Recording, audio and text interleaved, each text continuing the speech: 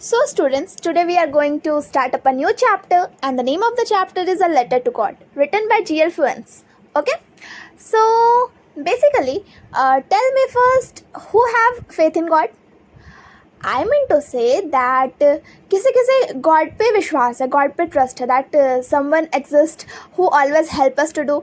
I think most of the people trust in God. Okay, so in this chapter basically we will deal with a kind of person whose name is Lencho, and the kind of faith he has in God. So first just summarize it in short words. After that we will follow up new by one.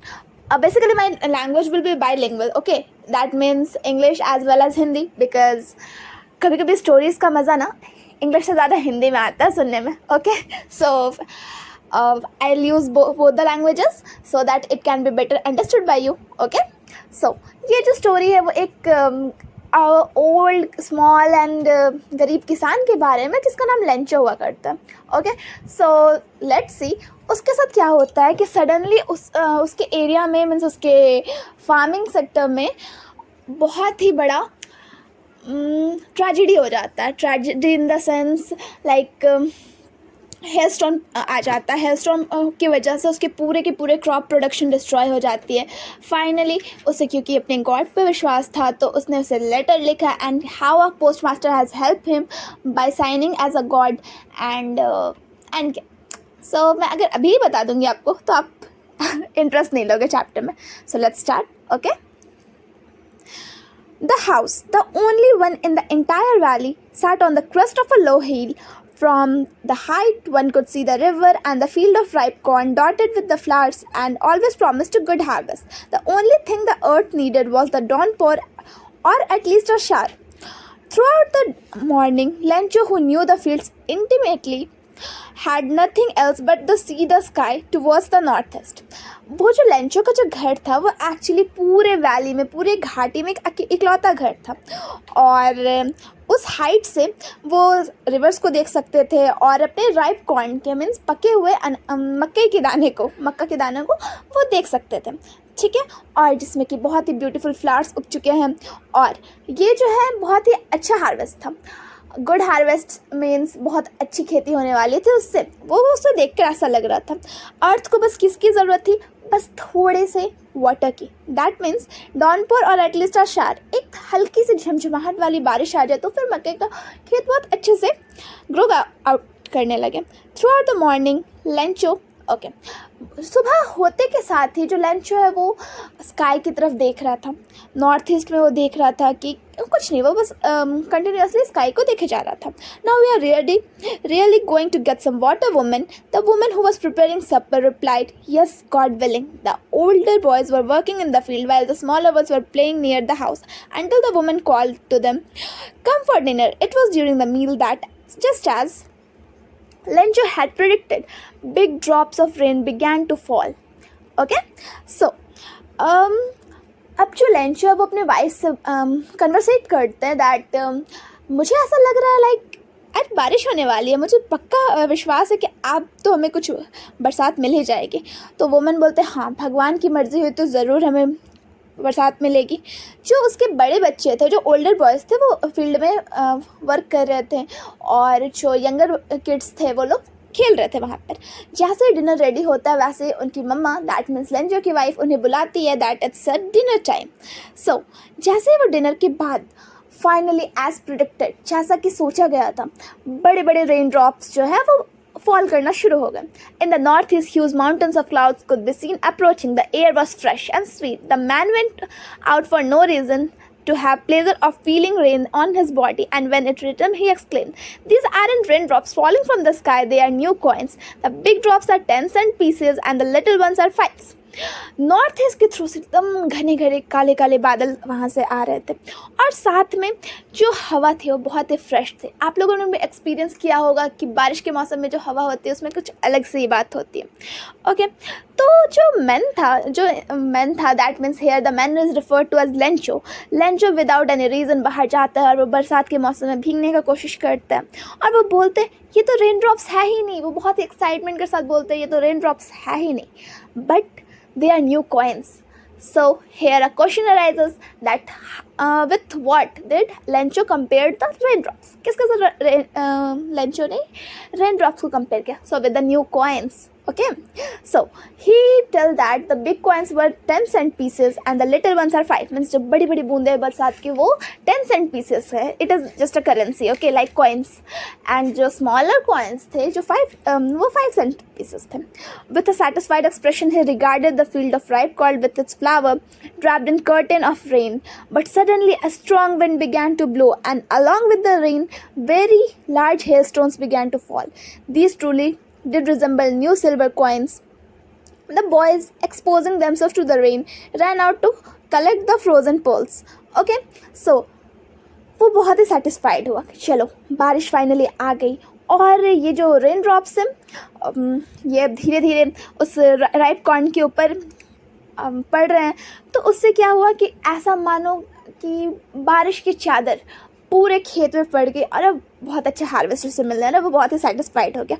But अचानक क्या होता है, अचानक बहुत ही तेज़ बहुत ही ज़्यादा strong winds जो है वो चलने लगती है और not only rain in fact hailstone accompanied them. मतलब कि हेलस्टोन भी साथ में आता है, जो बड़े बड़े ओले गिरने लगते हैं, बर्फ़ के गोले. ओके, सो जो बॉयज़ रहते हैं, जो छोटे छोटे बच्चे रहते हैं, वो बहुत ही ज़्यादा एक्साइटेड होकर दौड़ते हैं क्योंकि वो आपको पता ही है बच्चे लोगों को कितना अच्छा लगता है मीन्स बर्फ़ से खेलना. ओके, और यहाँ पे मीन्स हेलस्टॉर्म को कंपेयर किया गया again silver coins because they are looking like silver coins. Okay, it's really getting bad now, exclaimed the man. I hope it passes quickly. It did not pass quickly. For an hour the hail retained on the house, the garden, the hillside, the cornfield, on the whole valley. The field was white as if covered with salt. Okay again, but अब धीरे धीरे condition बहुत ही बुरी होते जा रही थी. वो जो मैन है वो धीरे धीरे होपलेस होते जा रहा है मीन्स लेंचो. अब लेंचो बोलता है मैं उम्मीद कर रहा हूँ कि ये जल्दी से ख़त्म हो जाए क्योंकि अगर ये नहीं ख़त्म हुआ तो ये बहुत ही बुरा होगा हमारे लिए. और 1 घंटे तक हिल इतना ज़्यादा हुआ कि उनका जो गार्डन है, उनका जो हिल साइड है, जो कॉर्नफील्ड है, सबका सब मानो कि बर्फ़ की चादर से ढक गया. बर्फ़ की चादर से ऐसा मानो कि सारे फील्ड के ऊपर नमक छिड़की हुई है, नमक के जैसे पूरा white. Okay, not a leaf remained on the tree. The corn was totally destroyed. The flowers were gone from the plants. Lencho's soul was filled with sadness. When the storm had passed, he stood in the middle of the field and said to his sons, "A plague of locust would have left more than this. The hail has left nothing. This year we will have no corn." That night was a sorrowful one. All our work for nothing. There's no one who can help us. We all go hungry this year. But sadly क्या होता है कि not even a single पत्ता, मतलब कि एक इकलौता पत्ता तक नहीं बचता है उसके पेड़ों पे. जो कॉर्न का जो फ्लावर था, जो कॉर्न का जो बर्ड्स थे, जो कॉर्न राइप कॉर्न पीसेस थे, सबका सब टोटली डिस्ट्रॉय हो चुका था. जो फ्लावर्स था वो सब जा चुका था प्लांट से. लेंचो का जो आत्मा है, लेंचो की जो सॉल है, अंदर से ग्रीफ से भर चुकी थी. बहुत ही ज़्यादा वो दुखी था अंदर से. ओके, और वो क्या बोलते हैं, वो फील्ड के बीचों बीच खड़े होते हैं और फिर वो बोलते हैं, अ plague of locust would have left more. मतलब कि लोकस्ट वैसे जिसे हिंदी में टिड्डे बोलते हैं ना, जो क्रॉप्स को डिस्ट्रॉय करते हैं, उसी को लोकस्ट बोलते हैं. ओके, सो जो लोकस्ट है वो मे बी अगर अटैक करते हैं हमारे क्रॉप्स पे तो वो ज़्यादा कुछ छोड़ जाते हैं. बट ये जो हेल स्टॉर्म आया है इसकी वजह से कुछ नहीं बचा हमारे पास. इस साल हमें लगता है कि पूरे साल हमें भूखा रहना पड़ेगा क्योंकि कुछ बचा ही नहीं है हमारे पास. वो जो नाइट थी, वो जो रात थी, बहुत ही दुख भरी रात थी. Okay, but in the hearts of all who lived in the solitary house in the middle of the valley there was a single hope, help from the god. लेकिन सभी के दिल में इतनी बुरी कंडीशन होने के बाद भी एक इकलौती उम्मीद बची हुई थी और वो थी क्या? भगवान. Okay, so the God. तो वो उम्मीद कर रहे थे और कोई हेल्प करे ना करे, गॉड उनके साथ इतना गलत नहीं कर सकता है. So they have deep faith. Okay, मैं उन्हें कुछ ज़्यादा ही उम्मीद थी, कुछ ज़्यादा ही विश्वास था, कुछ ज़्यादा ही ट्रस्ट था. एंड रियली गॉड पे ट्रस्ट रखना ये बुरी बात तो है नहीं. Don't be so upset. Even though this seems like a total loss, remember no one dies of hunger. तो उस पर बोलते हैं लेंचो अपने फैमिली से बोलते हैं, इतना ज़्यादा अपसेट होने का ज़रूरत नहीं है. हाँ, हमें लग रहा है कि बहुत ही ज़्यादा लॉस हो चुका है, पर एक बात याद रखना कि कोई भी इंसान भूखा नहीं मरता है. बस कुछ ना कुछ इंतज़ाम हो ही जाता है. Okay, that's what they say, no one dies of hunger. फिर से वो बोलते हैं हाँ, कोई भी इंसान भूखा नहीं मरता। Okay, all through the night Lencho thought only of his one hope, the help from the god, whose eyes, as he had been instructed, seeing everything, even what deep in one's conscience. Lencho was an ox of a man, working like an animal in the fields, but still he knew how to write. The following Sunday, at the daybreak, he began to write a letter in which he found himself could carry to the town and place in the mail. It was nothing less than a letter to God. अब अचानक Lencho बोलते हैं, रात होता है, Lencho सोचता है कि हाँ बस एक ही हमारे पास उम्मीद है और वो है भगवान जी के पास। दैट मीन्स गॉड की उम्मीद है, क्योंकि भगवान सब कुछ देखते हैं कि किसके साथ क्या हो रहा है। इवन उनको ये भी पता होता है कि किसके मन में क्या चल रहा होता है, जो किसी के इनर सेल्फ में होता है, दैट मीन्स उनके कॉन्साइंस में होता है। लेंचो जो है एक तरह का, उसको ऑक्स ऑफ अ मैन बोला गया, मीन्स बैल की तरह खटने वाला, बैल की तरह मेहनत करने वाला इंसान था। वो दिन रात मेहनत करते रहता था अपने फील्ड के ऊपर, लेकिन उसके बावजूद उसे कुछ लिखना आता था। उसको पता था कि कैसे लिख सकता है, मीन्स वो थोड़ा सा लिटरेट था, not illiterate, it's literate means पढ़ा लिखा था। ओके, तो वो उसी संडे क्या करता है कि जैसे ही डे ब्रेक हुआ, day break refers to early morning. Okay, जैसे ही मॉर्निंग होता है वो एक लेटर लिखना शुरू किया, और उसने लेटर लिखा भी तो किसे, गॉड को लेटर लिखा, और उसके बाद उसे ले जाके अपने नियरेस्ट पोस्ट ऑफिस में जाके मेल कर दिया। Okay, God, he wrote, if you don't help me, my family and I will go hungry this year. I need 100 pesos in order to sow my field again and to live until the crop comes, because the hailstorm. He wrote to the god on the envelope, put the envelope inside, still troubled, went to the town. At the post office, he placed a stamp on the letter and dropped it into the mailbox. Okay, वो क्या letter के अंदर लिखते हैं कि हे भगवान, ओ God, अगर आप मेरी मदद नहीं करोगे तो कौन करेगा मेरी मदद, और मुझे पता है अगर आप मदद नहीं करोगे तो मेरा जो फैमिली है और मैं भूखा मर जाऊँगा इस साल, ठीक है। तो इसलिए मैं चाहता हूँ कि आप मुझे 100 pesos भेज दें, और अगर आप, जिससे कि मैं आगे की खेती के लिए कुछ सीड्स ला पाऊँ और फिर आगे की कल्टीवेशन कर पाऊँ, और साथ ही तब तक के लिए हमारा गुजारा चल सके। और ये क्या किए, वो एड्रेस किए टू गॉड, वो गॉड को भेजे, वो एनवेलप में स्टैम्प चिपका कर फिर उसको ले जाकर डायरेक्टली जाकर मेल बॉक्स में डाल दिया।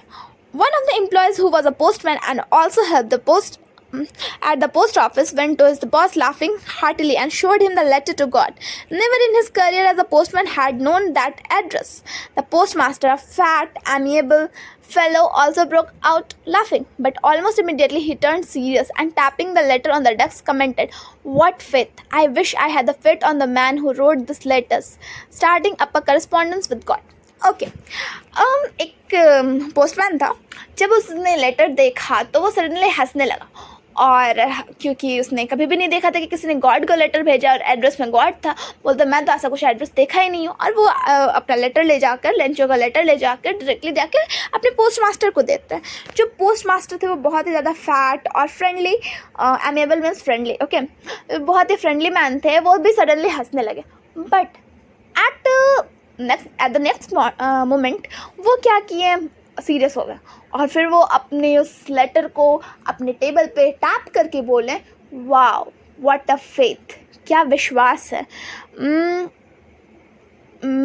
मुझे ये विश्वास देख के भरोसा नहीं हो रहा है कि कोई गॉड पे इतना डीप फेथ रख सकता है, ओके, वो भी गॉड के ऊपर। So in order to not shake the writer's faith in God, the post master came up with an idea, answer the letter. तो मतलब पोस्ट मास्टर बहुत ही अच्छे दिल के इंसान थे, तो वो नहीं चाहते थे कि लेंचो का जो उम्मीद है, लेंचो की जो फेथ है वो टूट जाए। तो वो क्या किए, एक आइडिया आया उन्हें, वो सोचे कि मैं इस लेटर का आंसर दूंगा, बट जैसे ही वो खोले लेटर को, सो when he opened it, it was evident that answer it to be needed something more than goodwill, ink and paper. But he stuck to the resolution. He asked for money from his employees. He gave a part of his salary, and several friends were obliged to give something for the act of charity. अब क्या है, वो सोचे कि केवल एक answer देना काफ़ी नहीं होगा, उसके साथ भी हमें कुछ अच्छा करना चाहिए लेंचो के लिए। तो वो क्या किए कि अपने सारे एम्प्लॉयज़ से बात करते दैट आप लोग भी कुछ कंट्रीब्यूट करिए चैरिटी में, और वो खुद भी अपने सैलरी से कुछ हिस्सा मीन्स लेंचो के लिए जमा कर दिया as a charity work. It was impossible for him to gather together the 100 pesos, so he was able to send the farmer only a little more than a half. He puts the money in an envelope, addressed the Lencho with it, a letter containing only a single signature got. Okay, तो अब अचानक क्या होता है कि जो Lencho होता है, I'm sorry, the postmaster. So the postmaster collected the pesos and sends to Lencho. वो लेंचो को भेजते हैं, बट वो पूरे 100 पेसोस नहीं भेज पाते हैं, वो 50 पेसोस को थोड़ा अधिक भेज पाते हैं. वो at the end of the story we will definitely came to know that वो कितना पैसा सेंड करता है. ओके, तो अभी बस यही लिखा हुआ है कि वो मोर देन हाफ, मतलब हाफ से थोड़ा ज़्यादा किए, मतलब ऑलमोस्ट 60-70 में भी होगी. ओके, सो 100 का हाफ, तो आपको इतना तो मैथ्स कैलकुलेशन होना ही चाहिए कि 50 होती है, तो वही. ओके, सो और वो लेंचो के एड्रेस पे भेजते हैं और साथ में उसमें एक बस एक सिग्नेचर लिखा रहता है गॉड, मीन्स वो गॉड के नाम से लिखते हैं, वो खुद का नहीं करते. The following Sunday Lencho came to a bit earlier than usual to ask there was a letter for him. It was the postman himself who handed the letter while the postmaster, experiencing the contentment of a man who has performed a good deed, looked on from his office. तो फिर उसके ही next Sunday Lencho आते हैं, थोड़ी जल्दी आ जाते हैं और वो पूछते हैं क्या मेरे लिए कोई लेटर आया है क्या. और वही सेम पोस्टमैन जो था जिन्हें वो लेटर मिला था, वो उसे लेटर दे देते हैं. और पोस्ट मास्टर साइड से देखते रहते हैं, वो सोचते हैं चलो मैंने कुछ बहुत ही अच्छा काम किया किसी के लिए. Okay, Lencho showed out not the slightest surprise on seeing the money. Such was his confidence, but he became angry when he counted the money. God could not have made a mistake, nor could have he denied Lencho what he has requested. Immediately, Lencho went up to the window to ask for the paper and ink. On public writing table, he started to write with the much wrinkling of his pro caused by the effort that he has to make express his ideas. But he finished. He went to the window to buy a stamp, which he licked and then affixed to the envelope with a blow of his fist. The moment the letter fell into the mailbox, the postmaster went to open it. It said, God, of the money that I asked for, only 70 pesos reach me. Send me the rest, since I need it very much. But don't send it to me through the mail, because the post office employs a bunch of crooks. Lencho. Okay, so here let's come to the irony portion of this chapter. Okay, so जैसे ही Lencho को वो chapter मिल जाता है, मैं क्या बोल रही हूँ, इट्स लेटर, राइट. तो जैसे लेंचो को वो लेटर मिल जाता है तो उसे थोड़ा भी सरप्राइज़ नहीं होता. लाइक उसे पता था कि गॉड उसे सेंड करेंगे ही मनी को देख के वो बिल्कुल भी सरप्राइज़ नहीं होता. बट सरप्राइज का एक न्यू इमोशन उसमें जाग जाता है, and that he is angry. वो बहुत ही ज़्यादा गुस्सा हो जाता है. अब देखते हैं वो गुस्सा क्यों होता है. वो पैसेज, वो जब पैसे को काउंट करता है तो वो देखता है इट वाज जस्ट 70 पेसोस. तो मैंने बोला था ना कि 50 से थोड़ा ज़्यादा है. So my prediction was right no. Actually, I have read the story, so I am damn sure. Okay, so don't be. Okay. So let's look. Okay, so 70 pesos. Right. तो वो क्या बोलते हैं, वो तुरंत ही राइटिंग टेबल पे जाते हैं और एक न्यू लेटर लिखते हैं. Wow, new letter. आप देखते हैं न्यू लेटर में क्या लिखा रहता है. तो वो जाके एकदम अपनी आईब्रोज को ना ऊपर से उठा के थोड़ा सा एंगर शो करके डायरेक्टली कुछ वो लिखते हैं और उसके बाद उसको फटक से जाके लिख करके मतलब उसे चिपकाते हैं और फिर मेल बॉक्स में डाल देते हैं. और जैसे ही वो मेल बॉक्स में डालते हैं तो पोस्ट मास्टर उसे ओपन करके देखते कि वाओ, इस बार उसने क्या थैंक यू भेजा है या क्या भेजा है. तो वो क्या लिखते हैं, गॉड आप तो गलती नहीं कर सकते हो, आपने तो नहीं किया होगा गलती. तो आपने मुझे जितने पैसे भेजे थे वो उसमें से केवल 70 पैसों मेरे पास पहुँचे हैं. मुझे बाकी के पैसे भी जल्दी से भेज दीजिए क्योंकि मुझे उसकी बहुत ज़्यादा ज़रूरत है. बट इस बार आप प्लीज़ किसी अलग वे से भेजिएगा. मेल पोस्ट ऑफिस से मत भेजिएगा, मेल के थ्रू तो बिल्कुल भी मत भेजिएगा. बिकॉज जो पोस्ट ऑफिस के जो एम्प्लॉयज़ है ना वो बंच ऑफ क्रुक्स है. Means what an irony. जिन्होंने उनके सच में हेल्प की वो उन्हीं को बोल रहे बंच ऑफ क्रुक्स, मतलब कि उन्होंने ही उनके साथ चीटिंग किया है. So the chapter is over. I hope that आपको ये चैप्टर और मेरी एक्सप्लेनेशन स्किल्स अच्छी लगी होगी. So if you like the chapter, then please share it with your friends and also do the like and subscribe and also comment, because I really wanted to know that that what I can make better. Okay, So thank you and bye bye.